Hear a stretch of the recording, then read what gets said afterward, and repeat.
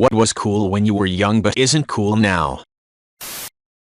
Thagger5 said. It is crazy how MTV was the coolest thing and went to what it is now. Is it still on? 2 for Haat said. A few years ago I was volunteering to register high school students for a summer program. We had to reach out to their parents to confirm contact information and get dietary restrictions and some other info, and you wouldn't believe how many people clearly still held onto the email accounts they made as teenagers in the late 1990s. I distinctly remember the shame in this one woman's voice when she told us that the best email to use to contact her was spoiledbrat123@hotmail. Naturally, we already knew that email address because it was on the registration form, but there's no way we were hanging up the phone without making her say it out loud. Flamilami said. Super Soakers used to be the coolest thing ever, and they just kept getting bigger and more creative every year. For a while during my childhood teen years, every year's lineup felt like an improvement from the last. I remember eagerly browsing through the latest Super Soaker catalog to see what kind of hulking monstrosity we might be able to get our hands on in time for the summer break that year. It seemed like things were just going to get better and better. Unfortunately, it was not to last. Ever since the brand was bought out by Hasbro, whether it's through a combination of complicated patents lawsuits, or complaints from parents that their kids were injuring each other with them, the water guns produced and sold after 2002 are a shadow of what they used to be. Semi-formal Jesus said. I got something for Christmas one year called an air hog. It was a styrofoam plane with a plastic thing you'd pump, then spin the prop and you'd throw it. It ended up in a closet never used for several years. One day a buddy and I took it to the park. Did one test throw, then my friend went all out pumping, continuing, boasting about how great this would be. Spun the prop, took a run, twisted it, and that thing disappeared. Just gone, forever. Years after, when we'd walk by the park, we'd randomly duck and make plane noises as if it was finally coming down. Butch Cassidy and Bull said. Air hogs made all sorts of wild stuff back in the day. There was this water pressure rocket thing where basically the premise was you're filling the thing and pumping it like a super soaker, but it's relatively high pressure, and after a certain amount of pumps, it's ready to launch the rocket as long as the little knob thing was centered up to indicate it was on a flat surface, and the thing would just go stupidly high, leading to a lot of rockets ending up on people's roofs or stuck in trees. My brother, being the mischievous one, ended up cracking the gauge and taping the little centering knob thing to always assume it was on flat surface, and shot the thing horizontally, narrowly missing lawsuits from the neighbor kids when the thing soared past them on bikes. Lastly, I remember having an air hog's remote control helicopter, which was a lot of fun. Stevenson 12877 said. Haha, I used to have one of those. The chain hung down to mid-calf. I had to stuff most of the chain in my front pocket once to attempt to flee the police. Did nothing wrong, but myself and a group of friends were playing hacky sack at dusk when it got stuck on the awning of a closed for the night business. We hoisted one of our friends up to grab it and resumed playing. Unfortunately, someone called on us because they thought we were breaking in. All of a sudden, someone yelled cops, and we all took off. It's difficult to run with 15 pounds of chain slapping your leg, trying to stuff it in a pocket as you go. Serpentax said. Because wearing a backpack super high and strapped made you look like a Mormon or something. Wearing it low and casual was supposed to give off that rebellious I barely give a fuck vibe that kids crave. Also grunge. My Wifimadamadjethis said. I was in middle school during the first year of YouTube. You know, when people were still trying to figure out the internet. Made some low-quality lip-sync videos to boy band songs. Oh man, did it explode in the local community. People in high school I never met knew who I was. 15k views before modern social media. People thought it was hilarious. Anyway, as each year went by, and people began to expect more out of their online entertainment, it became less funny and more embarrassing. Since my account was created with an AOL email that got deleted, I could no longer log back into YouTube and take down the videos. Once a year, every year until I was like 23, people would reshare these videos. If I ever decided to run for political office, they would completely tank my chances. Finally, sometime last year, I was gifted a tender mercy. My old YouTube account had been hacked by a couple from Vietnam. They kept my username and my profile image, but deleted my videos. They uploaded their own musical videos of sorts. I was kind of an international inspiration, you might say. So now order has been restored. Those videos can no longer follow me. I taught middle school and used it as a great teachable moment. And oh my gosh, I cannot wait for my students to hit 30 so I can replay their TikToks and watch their self-esteem implode. Double Stitch said, bobbing for apples. It's done by buying a big bag of apples and filling a tub with water. People take turns in a no-hands game where you have to get an apple by biting and lifting it out of the tub with your teeth. I always hated this, but it was an easy activity to set up for children, so it was ubiquitous every autumn during the 70s. Afterward, adults figured out that dipping your face in other people's saliva might not be the most sanitary pastime. D-Town Forever said, smoking. In 1988, when I was in 7th grade, it was the coolest possible thing you could do, aside from a select few skateboard tricks. The first cigarettes I smoked, at 12, were stolen from my friend's parents' refrigerator. They kept cartons of non-filtered Camels in there. Her dad was head of cardiology at a major hospital. I'm not making this up. Kirby Buckets said, adulthood is like the vet, and we're all the dogs that were excited for the car ride until we realized where we're going. I remember seeing this somewhere and thought, yup, that's pretty much sums it up.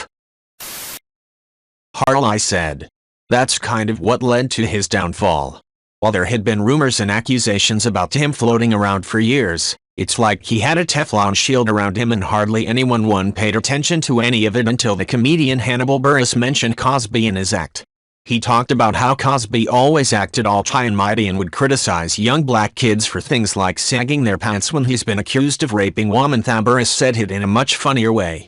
Buress' remarks went viral and all of a sudden the people started to pay attention to what those women had been saying about Cosby for all those years, and then even more accusers came forward and it was all over for him. Throwaway for our Ping said, I think that part of the reason jokes like that flew under the radar for so long was that at the time it just seemed like absurdist humor. Imagine if someone made a joke about Fred Rogers running a massive dog fighting ring out the back of his house. People would laugh at the joke just because it seems so unlikely that such a well-respected and beloved individual would do something so vile. But if the media started reporting on a mass grave of canine bodies found in what used to be his backyard, suddenly the whole joke takes on a completely different tone. Also, I will be heartbroken if anyone ever comes forward with solid evidence that Mr. Rogers had a dog fighting ring. I specifically picked that example because it seems safely absurd. Park Avenue Whore said, my dad goes to bed at 7 p.m. and gets up at 4 a.m. He has been like this his whole life. My entire life he has tried to convert me into becoming a morning person. He seriously cannot accept that my circadian rhythm is completely different than his. It's hilarious how much it genuinely offends him and how he has turned it into one of his life projects to change my sleeping pattern. If I need to get up early for school or work I will, but it never feels natural to me, even if I spend years regularly going to bed early and waking early. I'm just not wired that way genetically. This doesn't mean that I can pull all-nighters. I still need around 8-9 hours of sleep, but I just happen to distribute those hours differently than a morning person. Nobody shames someone for waking up at 4 a.m., but if you haven't gone to bed by 4 a.m. you get criticized and shamed to hell and back.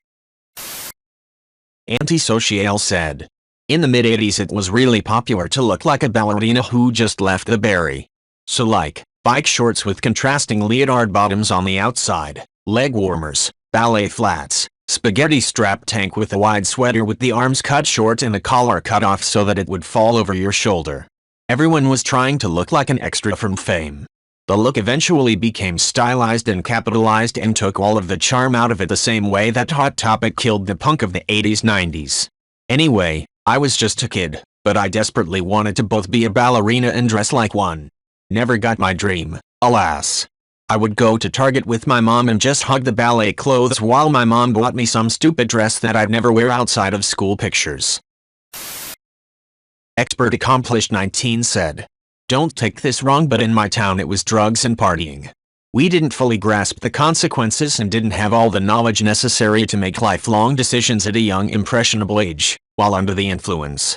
By the time I was 19 I had already lost 22 friends, 18 of which were from drug overdoses or being murdered over drugs. By the time I was 25, that number grew to 29, 25 from drugs, murder over drugs.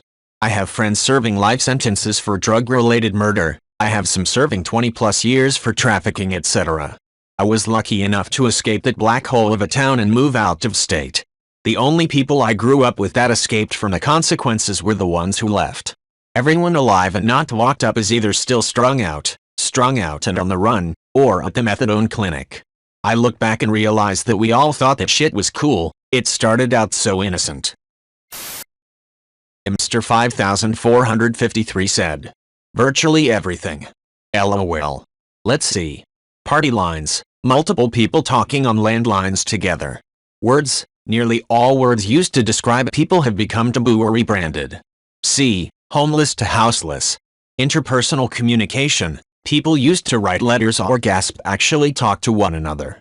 Journalistic integrity, the media used to report the facts and let you form your own opinion. Respect for elders, the younger generations used to value and respect the wisdom of those who'd come before. Respect for office, there was a time when it wasn't trendy to call the president abhorrent names. Imagination, kids used to play in nature, not virtual reality. This list is far too long. James 17p said, party lines and dial-up I agree with. Words change all the time and I've never once heard people say to call someone homeless houseless. It would literally be the same thing, but some slang and words like handicap or the F word for instance don't need to be used. Things like person first and for example using deaf gain instead of hearing loss for kids that never really had hearing anyway, etc. makes perfect sense. There's more communication now than ever before because of phones and the internet. People can connect who have never even met face to face. We also travel way more than ever. People still write letters, so this is just silly. I agree, journalism nowadays is all about what sells more than what is fact. Respect is earned. Yes, we can listen to older generations' experiences, but why would I respect people who shit on my generation, my hobbies, etc.? It should go both ways. Politicians have always been a source of ridicule even before America was a thing. Kids still have an imagination and play outside all the time. It's sad they don't where you may live, but kids have more opportunities now than ever before. Also, VR is fun and a way to experience things some people otherwise never would. Imzakafiout2 said, I got absolutely hammered after becoming a parent once and only once.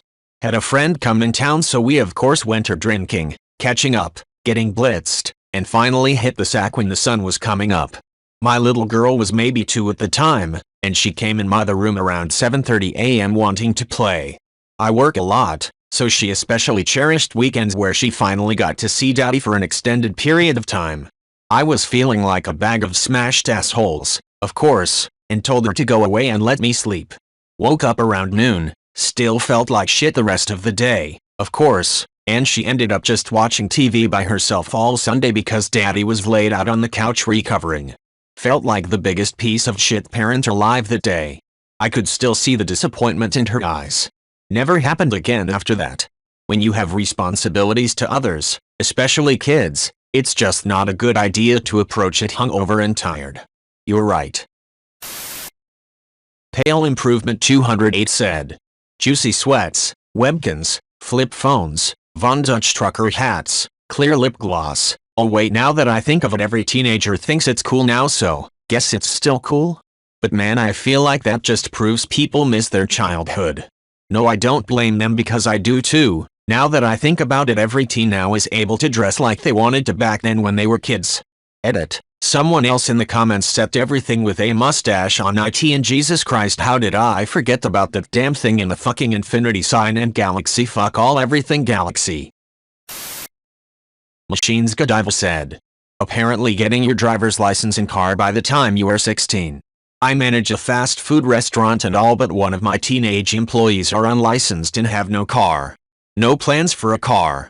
My daughter is almost 21 and has a kid, and it took me 2 years of pressuring to get her to go get hers. She moved with her dad at 15 and he never pressed the issue. I think it's ridiculous. I was so antsy to have a car and saved every penny I could so that I could buy my first death trap.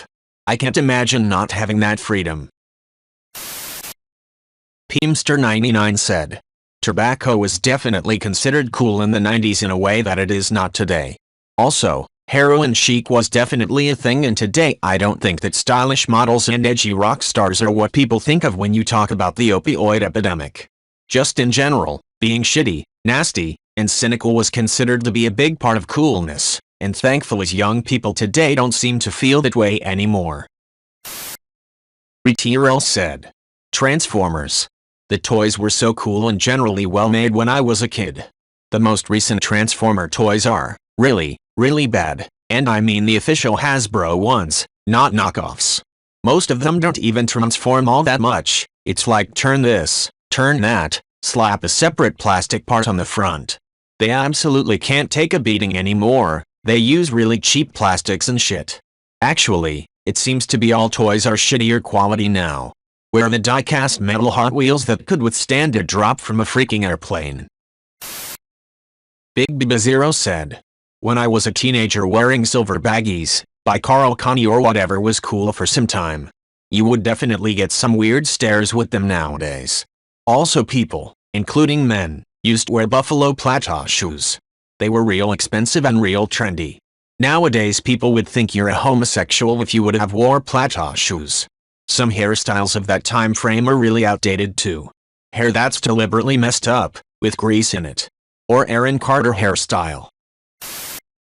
Tendera said. Smoking. I never smoked in my entire life and I will never. Me and my friends used to play in a park where late in the night 9th graders meet up and smoked. One of my friends was late in the night just when those kids meet up. They confronted him and told him to start smoking. He sadly started smoking but stopped a month later. I was like, what the fuck man, that's horrible. He was chill about it. Our group of friends swore to never smoke. To this day he still goes out with them. I don't know what they do so late, and I don't want to know. Sorry for bad grammar, I don't speak often English. Murphy's Law 1995 said. Saying things that are homophobic, racist, ableist, etc. I'm glad people are now being held accountable for saying shit like that. However, I don't necessarily agree with ruining lives and careers over things they said on social media years ago. Especially if they've shown significant growth and willingness to change. We all change. I heard people say stuff like that all the time in school, and though I've always disagreed with it, I'm sure I said some pretty fucked up shit trying to be cool. I'm just glad I've never been into social media. Especially when I was trying to fit in and seem cool, because I cringe to think what people would find from my past if I was active on SM during that time. Pickle Sades. The little movie disc holders where you could flip the page. Me and my friends, when we were around 8, we would buy movie discs and collect them, and at the end of the year see who got the most. Then we would stay up for like 3 days watching movies like Scooby-Doo, or Disney movies. Overall we just like collecting them in that little flip disc book. Consolidated Toast said. Smoking cigarettes. Man, growing up in the 90s in New Zealand, all the cool kids smoked. I went to 3 different high schools and all of them had their spots where the teens would go to hang out and smoke. Nowadays, however, with NZ going smoke-free, big campaign to quash smoking made it illegal to smoke inside on public premises, smoking has very much dropped in the teenage community. Cigarettes, that is. Everyone's about vaping now. Another road said. Pokemon. Okay, it is still popular. I mean, look at the card scalpers. But back in 99-01, Pokemania was insane. Freaking everybody loved it. You could essentially make friends with anyone in school because everyone had a common interest at the time. It very briefly returned with the release of Pokemon Go. It was a glorious thing to see so many strangers coming together again, trying to catch them all. So while Pokemon is still cool enough, it's just not quite the same as it used to be. Phone Steve gave Totani said. Not giving a fuck about anything. I graduated from high school in the mid-2000s and it was right before it was common for people to have an opinion about everything. Up until then, it was cool to care about as little as possible, and if you cared about something other than like 5 things, people thought you were weird.